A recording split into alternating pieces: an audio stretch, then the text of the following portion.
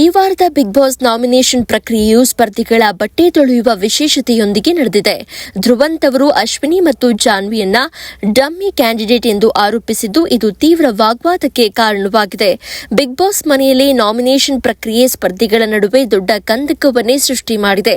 ಸ್ಪರ್ಧೆಯಲ್ಲಿನ negative ಅಂಶಗಳನ್ನ ಹೇಳಿ nominate ಮಾಡಬೇಕಾಗುತ್ತೆ. ಹಾಗಾಗಿ ಇದು ಸ್ಪರ್ಧಿಗಳ ನಡುವಿನ ಮನಸ್ತಾಪಕ್ಕೆ ಕಾರಣ ಆಗುತ್ತೆ. ಈ ವಾರದ ನಾಮಿನೇಷನ್ ಪ್ರಕ್ರಿಯೆಯನ್ನ ವಿಶೇಷವಾಗಿ ನೀಡಲಾಗಿದೆ. ನಾಮಿನೇಟ್ ಮಾಡುವ ಸ್ಪರ್ಧೆಯ ಬಟ್ಟೆಯನ್ನ ತೊಳೆಯುತ್ತಾ ಕಾರಣ ನೀಡಬೇಕು. ಈ ನಾಮಿನೇಟ್ನಲ್ಲಿ ಅಶ್ವಿನಿ ಗೌಡ ಮತ್ತು ಜಾನ್ವಿ ವಿರುದ್ಧ ಧ್ರುವಂತ್ ರಣಕಹಳೆಯನ್ನ ಮೊಳಗಿಸಿದ್ದಾರೆ.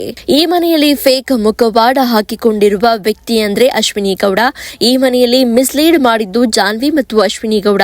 ಇವರಿಬ್ಬರು ಈ ಮನೆಯಲ್ಲಿರುವ ಡಮ್ಮಿ ಕ್ಯಾಂಡಿಡೇಟ್ಗಳು ಅಂತ ಧ್ರುವಂತ್ ಹೇಳಿದ್ದಾರೆ. ಈ ಆರೋಪಗಳಿಗೆ ಅಶ್ವಿನಿ ಗೌಡ ಖಡಕ್ ಆಗಿ ತಿರುಗೇಟು ನೀಡಿದ್ದಾರೆ.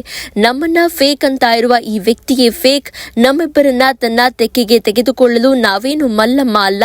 ಫೇಕ್ ಮಾತನಾಡುವ ನಿಮಗೆ ಇಷ್ಟಿದ್ರೆ ತಾಕತ್ನಿಂದ ಮಾತನಾಡುವ ನಮಗೆ ಎಷ್ಟಿರಲ್ಲ ಅಂತ ಹೇಳಿದ ಅಶ್ವಿನಿ ಗೌಡ ಅವರು ತಮ್ಮ ಕೋಪವನ್ನ ಧ್ರುವಂತ್ ಬಟ್ಟೆ ಮೇಲೆ ತೋರಿಸಿದ್ದಾರೆ. ಜಾನ್ವಿ ಅವರು ಸಹ ಧ್ರುವಂತ್ ಅವರನ್ನೇ ನಾಮಿನೇಟ್ ಮಾಡಿದ್ದಾರೆ. ಮತ್ತೊಂದೆಡೆ ರಕ್ಷಿತಾ ಶೆಟ್ಟಿ ಅವರು ಗಿಲ್ಲಿ ನಟ ಅವರ ಹೆಸರು ಹೇಳಿರೋದನ್ನ ಕೇಳಿಸಿಕೊಳ್ಳಬಹುದು. ಒಟ್ನಲ್ಲಿ ಸ್ಪರ್ಧಿಗಳು ತಮ್ಮ ಕೋಪವನ್ನೆಲ್ಲ ಬಟ್ಟೆ ಮೇಲೆ ತೋರಿಸಿರೋದು ಕಾಣುತ್ತೆ. ಯಾರು ಯಾರನ್ನ ನಾಮಿನೇಟ್ ಮಾಡಿದ್ದಾರೆ ಎನ್ನುವುದು ಇಂದಿನ ಸಂಚಿಕೆಯಲ್ಲಿ ತಿಳಿಯಲಿದೆ. ಮತ್ತಷ್ಟು ಸುದ್ದಿಗಳಿಗಾಗಿ ನೋಡ್ತಾ ಇರಿ ಪಬ್ಲಿಕ್ ನ್ಯೂಸ್ 24x7. ಇದು ಸತ್ಯದ ಧ್ವನಿ.